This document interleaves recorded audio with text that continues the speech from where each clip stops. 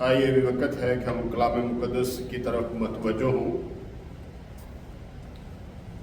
کلام مقدس میں سے آج جس ورد کا انتخاب کیا گیا ہے، آج ہم تقریباً 3 جو ورد ہیں وہ پڑھیں گے۔ پہلا زبور کی کتاب، اس کا 71واں زبور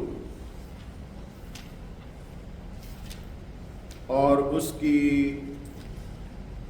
19ویں آیت ہم پڑھیں گے۔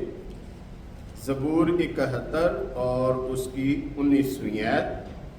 کلام مقدس میں یوں لکھا ہے: اے خدا تیری صداقت بھی بہت بلند ہے، اے خدا تیری مانند کون ہے جس نے بڑے بڑے کام کیے۔ اور جو دوسرا حوالہ ہے وہ ہے ہمارے پاس مقدس متی رسول کی معرفت لکھا جانے والا خداوند یسوع مسیح کا انجیلی بیان، اس کا پہلا باب اور اس کی 21ویں آیت۔ کلام مقدس میں یوں مرقوم ہے: اس کے بیٹا ہوگا اور تو اس کا نام یسوع رکھنا، کیونکہ وہی اپنے لوگوں کو ان کے گناہوں سے نجات دے گا۔ اور تیسرا ورد جو ہے ہمارا وہ ہے مقدس لوکا طبیب کی معرفت لکھا جانے والا خداوند یسوع مسیح کا انجیلی بیان، اس کا دوسرا باب، اس کی 29ویں آیت سے لے کر 32ویں آیت تک ہم کلام مقدس میں سے پڑھیں گے۔ کلام مقدس میں کچھ یوں مرقوم ہے: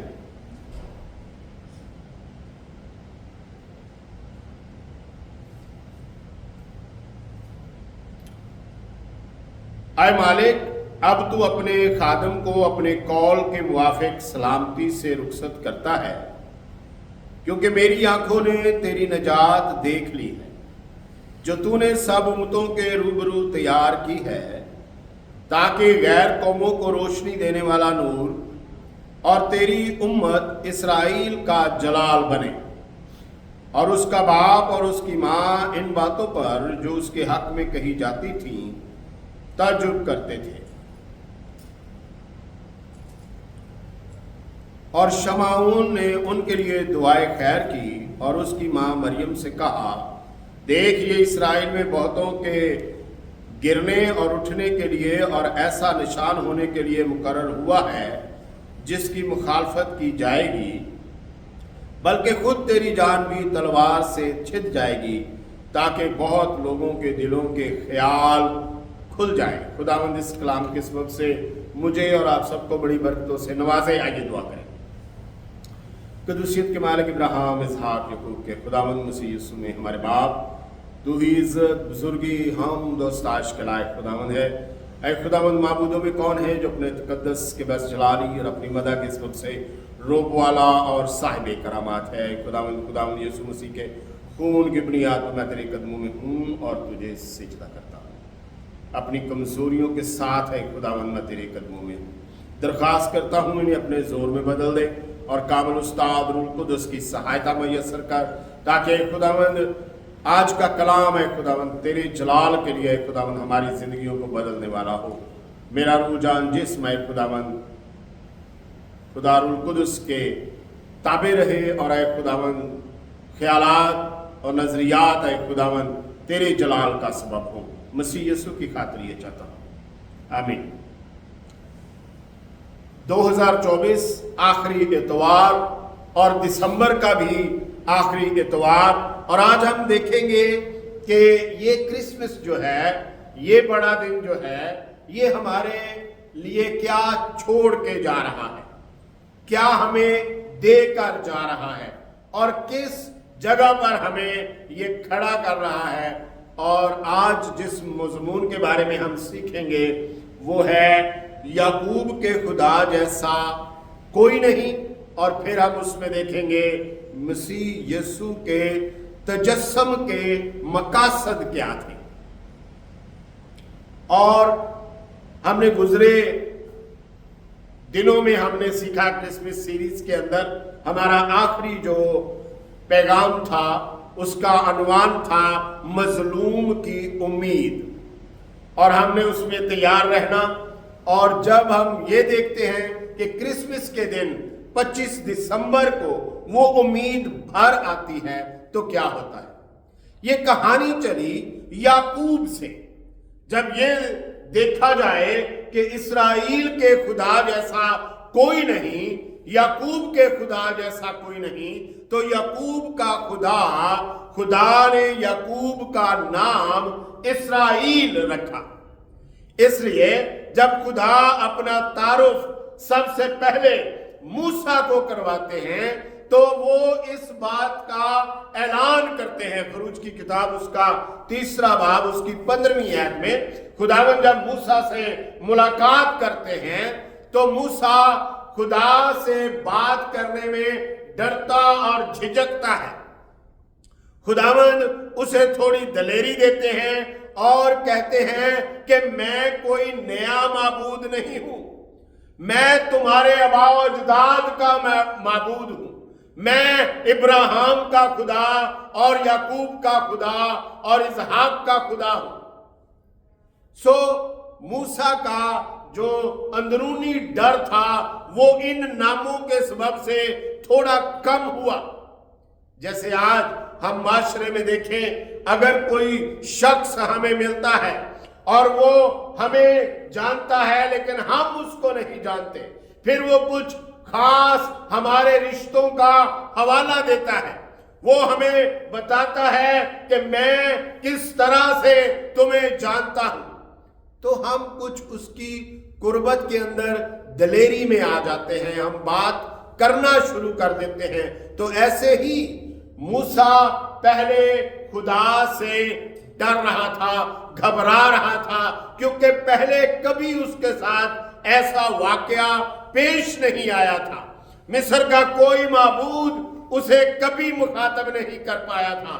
لیکن یہ کیسی جھاڑی ہے جس کے اندر سے کوئی شخص جو ہے وہ بول رہا ہے اور وہ اس کو کہتا ہے تیرا نام کیا ہے؟ تو خداوند سے کہتے ہیں کہ میں ابراہیم کا خدا، اسحاق کا خدا اور یعقوب کا خدا ہوں.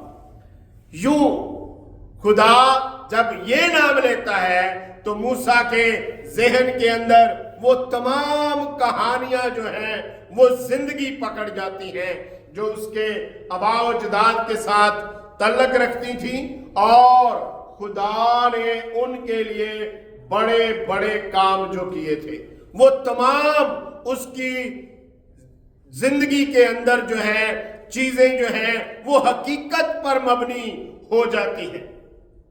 تو یوں خدا ہمارے لیے جو ہے وہ بڑے بڑے کام کرتا ہے. خدا نے بنی اسرائیل کے ساتھ 3 بڑے وعدے کیے جن کی بنیاد کے اوپر اسرائیل اور خدا کے درمیان بہت گہرا تعلق ہو گیا، اور اس کا ذکر ہے یسایہ کی کتاب اس کا 46واں باب اس کی 4 اور 9 ہے. میں تمہارے بڑھاپے تک وہی ہوں اور سر سفید ہونے تک تم کو اٹھائے پھروں گا، لیکن میں ہی نے خلق کیا اور میں ہی اٹھاتا رہوں گا، میں ہی لیے چلوں گا اور رہائی دوں گا.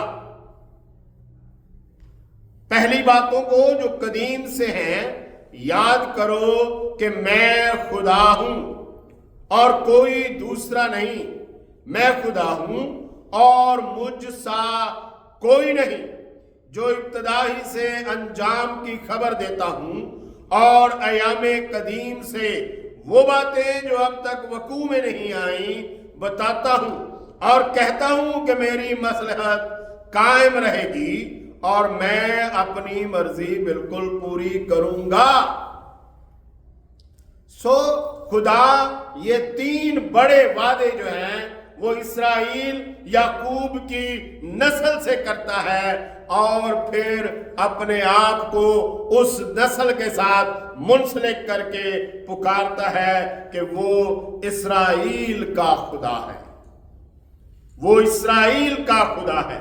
اور آج وہی خدا 33.5 سال خداوند یسوع مسیح کی صورت میں کلمے کے طور پر مجسم ہو کر اس دنیا کے اندر رہا، اس آب و ہوا میں رہا، اس موسموں کے اس نے تمام اثرات اس نے اپنے اوپر جھیلے، ہر طرح کی مخالفت کا سامنا کیا، اور کبھی بھی سچائی کے علاوہ جو ہے اس نے کسی بات کو اپنے منہ سے نہیں نکالا۔ اسی لیے اس نے کہا، کون ہے جو مجھ میں گناہ ثابت کر سکتا ہے؟ اور اسرائیل کی یہ کہانی اسرائیل کی اسیری اور غلامی سے شروع ہوتی ہے، اور گناہگار کے گناہ کی غلامی سے آزادی پر آ کر ختم ہو جاتی ہے۔ یوں اسرائیل کا خدا اور یسوع مسیح کا تجسم آپس میں بہت گہرا تعلق رکھتے ہیں، کیونکہ اسرائیل کے خدا کے منہ سے نکلی ہوئی باتیں خداوند یسوع مسیح مجسم خدا جو ہے وہ اس زمین پر پوری کرنے کے لیے اتر آیا، اور اس نے ان تمام باتوں کو جو خدا سے علاقہ رکھتی تھیں ان کو اس نے پورا کیا۔ اسی لیے یسایہ 46واں باب اس کی 13ویں آیت میں لکھا ہے، میں اپنی صداقت کو نزدیک لاتا ہوں، وہ دور نہیں ہوگی، اور میری نجات تاخیر نہ کرے گی، اور میں صیون کو نجات اور اسرائیل کو اپنا جلال بخشوں گا۔ جیسا ہم نے لوکا کی انجیل کے 2 باب کے اندر پڑھا کہ یہ شخص جو پیدا ہوا ہے، یہ بچہ جو میری گود میں ہے، یہ کون کہہ رہا ہے؟ یہ شمعون کہہ رہا ہے، وہ شخص جس کو خداوند نے کہا، جب تک تو میری نجات کو نہ دیکھ لے تو اس دنیا سے رحلت نہیں کرے گا، تو اس دنیا سے کوچ نہیں کرے گا۔ اور آپ جانتے ہی ہیں بزرگی کے آخری ایام جو ہیں وہ کس قدر کٹھن ہوتے ہیں۔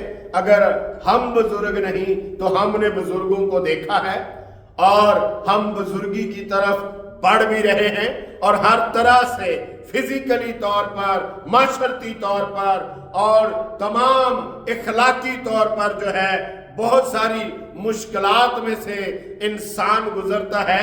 تو یہ شخص خداوند کی نجات کے انتظار میں، اس کی بے تابی کا پتہ اس بات سے لگتا ہے کہ وہ کس قدر اس انتظار کو کٹھن اپنی زندگی میں لے رہا ہے۔ 19ویں ہے، آئے مالک اب تو اپنے خادم کو اپنے قول کے موافق سلامتی سے رخصت کر۔ رخصت کرنے کا یہاں یہ مطلب نہیں ہے کہ اس کو کسی ایک شہر سے دوسرے شہر میں جانا تھا، بلکہ رخصت کرنے کا یہاں پر یہ مطلب ہے کہ اب وہ شخص کہہ رہا ہے، اے خداوند اب میں مرنے کے لیے تیار ہوں، اب اے خداوند میں نے تیری نجات دیکھ لی ہے، میں اس دنیا سے کوچ کرنے کے لیے، رحلت کرنے کے لیے تیار ہوں، اب تو مجھے اس دنیا سے رخصت کر دے، مطلب مجھے رحلت کرنے کی اجازت دے دے، میں اب مرنا چاہتا ہوں، کیونکہ میں نے تیری نجات کو دیکھ لیا ہے، میں نے اپنی قوم کی بھلائی کو دیکھ لیا ہے، میں نے اپنے قوم کے مستقبل کو دیکھ لیا ہے، میں نے تیرے کلام کی سچائیوں کو دیکھ لیا ہے، پرکھ لیا ہے، اب تو مجھے سلامتی سے رخصت کر۔ یہ الفاظ بتاتے ہیں کہ وہ شخص آرام دہ زندگی نہیں گزار رہا تھا۔ کیا ہم سوچیں خدا نے اسے ٹھہرایا ہوا تھا، اس کی زندگی میں کوئی دکھ نہیں تھا؟ نہیں، بلکہ وہ عام معاشرتی زندگی جی رہا تھا۔ اس لیے جب ہم خداوند کے نقشے کے مطابق ایسے حالات میں سے گزرے تو خداوند ہمارے لیے کوئی بڑی چیز رکھے ہوئے ہے جس تک وہ ہمیں پہنچانا چاہتا ہے۔ اور یہ بات یوسف سے زیادہ کوئی نہیں سمجھ سکتا تھا. ایک بہت راز کی بات, ایک بہت پوشیدہ بات, ایک بہت بڑا مکاشفہ جسے خدا نے سب سے چھپا کے رکھا, جسے خدا نے سب پر عیاں نہیں کیا. اس نے یوسف کو اپنا ہمراز بنایا. جب یوسف مریم کو چپکے سے چھوڑ دینے کا ارادہ کرتا ہے, اپنے ذہن میں سوچتا ہے, اور داؤد کہتا ہے, ہائے خداوند تو ہمارے خیالات کو دور ہی سے پڑھ لیتا ہے, تو ان خیالات کو بھی جانتا ہے جو ابھی تک انسان کے ذہن میں بھی نہیں آئے. تو یہاں یوسف سوچ رہا ہے, ارادہ کر رہا ہے, بہانے تلاش کر رہا ہے کہ صحیح بات بھی نہ میں کروں اور میں اس سے علیحدگی بھی اختیار کروں. کیونکہ آیت لکھتی ہے کہ وہ راست باز شخص تھا اور اسے بدنام کرنا نہیں چاہتا تھا, اس لیے اس نے اسے چپکے سے چھوڑ دینے کا ارادہ کیا, بغیر کوئی شور شرابہ کیے. خداوند نے اسے اس راز کو دے دیا, اسے اپنا ہمراز بنا لیا. اور کیا کہا متی کی انجیل پہلا باب 21ویں آیت میں, تو اپنی بیوی مریم کو اپنے ہاں لے آنے سے نہ ڈر. کیوں؟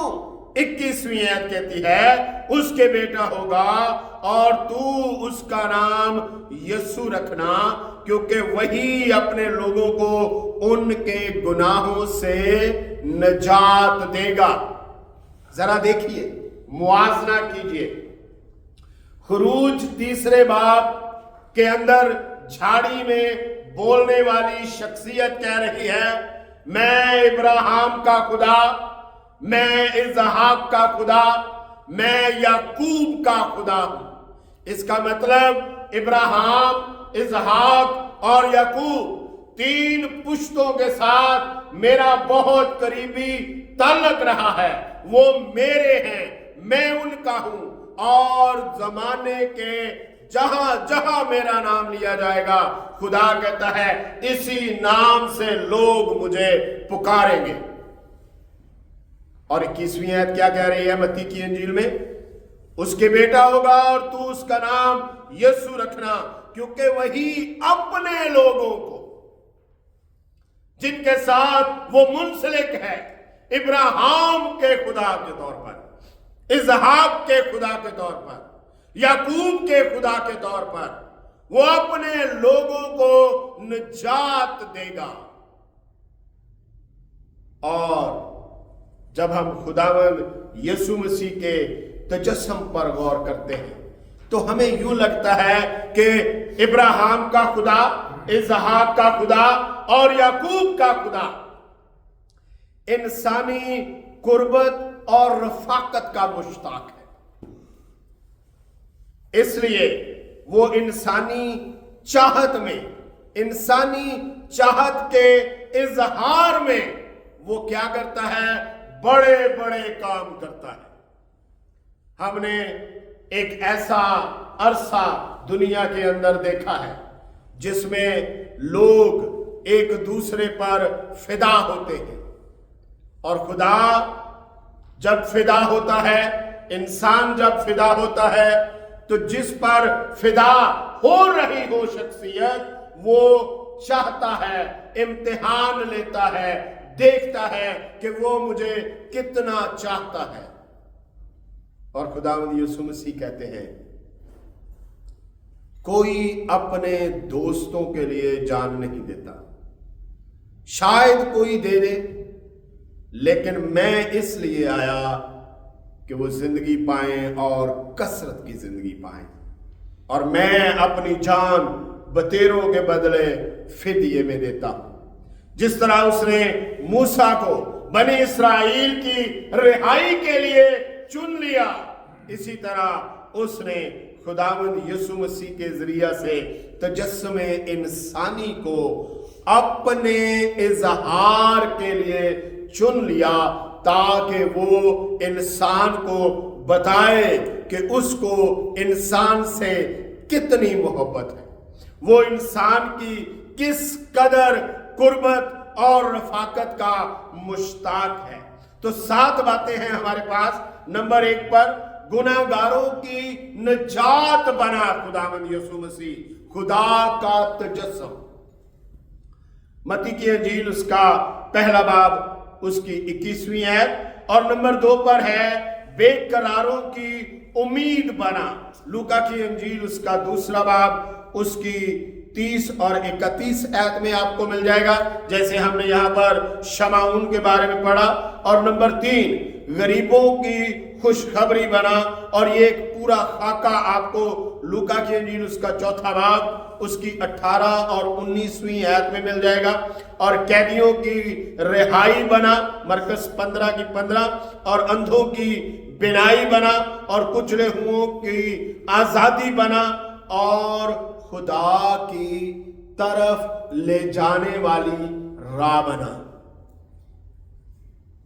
आज उसके लोग इस दुनिया में हैं, और आज ये आखिरी इतवार, क्रिसमस का महीना और उसका आखिरी इतवार, गुजरे हुए साल का आखिरी इतवार, आपको 7 खूबसूरत मकासद जो है वो सौंपना चाहता है।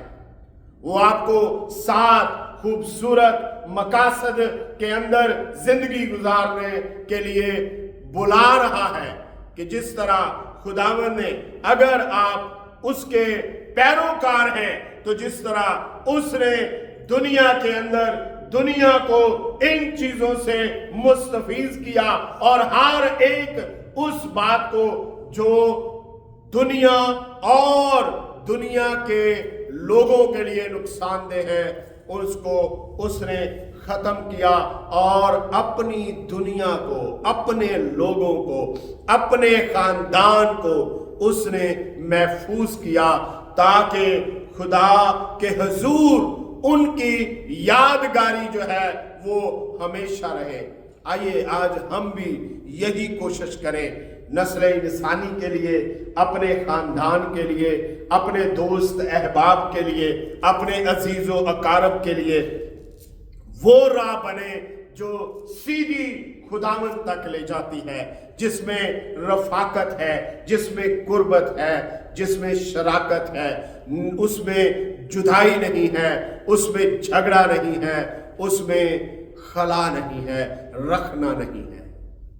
आइए आज अपनी जिंदगियों पर गौर करें कि क्या हम इन 7 मकासद में से कितने मकासद अपनी जिंदगी में अपनाए हुए हैं। अगर चंद हैं तो कोशिश करेंगे कि हम इन 7 को अपनी जिंदगी में रखें। हम गुनाहगारों के लिए नजात का पैगाम लेकर खुदावंद यीशु मसीह को पेश करें। हम बेकरारों की उम्मीद बन जाएं खुदावंद यीशु मसीह में। हम गरीबों की खुशखबरी बन जाएं यीशु मसीह में। हम कैदियों के लिए रिहाई का पैगाम लेकर जाएं यीशु मसीह में। हम अंधों की बिनाई जो है वो बन जाएं यीशु मसीह में। हम खुदा की राह बन जाएं यीशु मसीह में। खुदावंद इस कलाम के सबब से मुझे और आप सबको बड़ी बरकतों से नवाजे। आइए दुआ करें। हमारे दरमियान उस्ताद मोहतरम तशरीफ फरमा है, तो दरख्वास्त की जाती है कि कलाम खुदा के लिए दुआ करें और जमात को कलमात बरकत के साथ रुखसत करें। खुदावंद यीशु मसीह में हमारे आसमानी बाप, हमारे जिंदा खुदावंद इब्राहिम, इसहाक और याकूब के खुदा, हम खुदावंद यीशु मसीह के प्यारे अजीम जलाली अब्दी नाम के वसीले से तेरे पास आते हैं। प्यारे खुदावंद तेरा शुक्र, तेरी तारीफ करते हैं तेरे इंतजाम के लिए। खुदावंद तू अजीम खुदावंद है। प्यारे बाप तेरा शुक्र हो, तेरी तारीफ, तेरी हमद करते हैं। हम सबको यहाँ इकट्ठा करने के लिए और अपने जलाल को हमें दिखाने के लिए तेरा शुक्र, तेरी तारीफ हो। प्यारे खुदावंद फिर से हमें अपने वक़्त पर इकट्ठा कर। रूथ और विल्सन को खुदावंद ताकत दे, तंदुरुस्ती दे, ان کو شفا دے پیارے باپ، تیرا پیارا نام جلال پائے۔ اور پیارے خداوند ہمارے خاندانوں کو خداوند اپنے ہاتھ میں محفوظ رکھ اور اپنے بڑے جلال کے لیے استعمال کر، تیرا پیارا نام جلال پائے۔ تیرا شکر، تیری تعریف کرتے ہیں خداوند، تیری حمد کرتے ہیں تیرے سارے انتظام کے لیے جو تو نے ہم سب کے لیے کیا۔ تیرا شکر ہو خداوند یسوع مسیح کے پیارے عظیم جلالی ابدی نام کے وسیلے سے مانگتے ہیں، آمین۔ اب ہمارے خداوند یسوع مسیح کا فضل، خدا باپ کی محبت، پاک روح کی شراکت اب سے لے کر ہمیشہ تک ہم سب کے ساتھ ہوتی رہے، آمین۔